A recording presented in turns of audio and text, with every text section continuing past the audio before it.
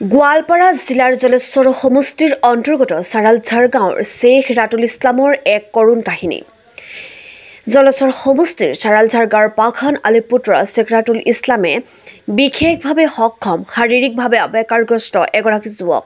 এই যুৱকজনে সকলো বাধা নেওচি শিক্ষাৰ বাবে আগ্ৰহী এজন ছাত্ৰ।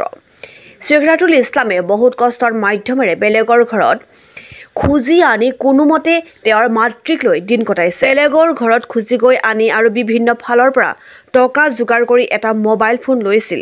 কিন্তু দুৰ্ভাগ্যজনক কথা যে তেওঁৰ মোবাইল ফোনটো চোৰে চুৰি কৰি লৈ যায়। লগতে তেওঁ কাটৰ আহ্বান জনায় যে কোনো সদাশয় ব্যক্তিয়ে যদি মোবাইলটো পায় তেন্তে স্ক্ৰীণত দিয়া নম্বৰত যোগাযোগ কৰিবলৈ অনুৰোধ জনাইছে।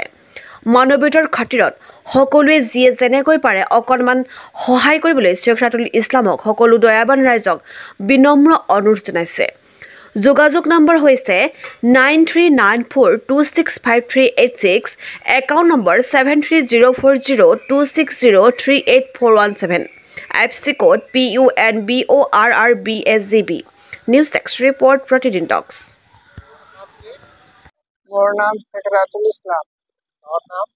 গাঁৱৰ নাম চাৰালঝাৰ।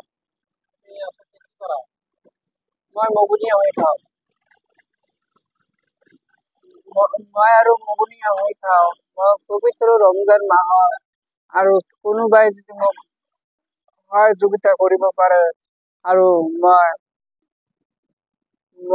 অলপ কি কৰিব পাৰোঁ, 1 ইঞ্চি মান মোক সহায় কৰক, বা 1-2 টকা দি বা 10 টকা দি যি পাৰোঁ সেই দি মোক আৰু সহায় কৰি আগুৱাই লৈ যাওক। একাউণ্ট নম্বৰটো থাকিব আৰু ফোন নম্বৰটো কণ্টেক্ট থাকিব, সেইকাৰণে মোক যোগাযোগ কৰিব পাৰে যেন এইটো মোৰ আশা ৰৈ গ'ল।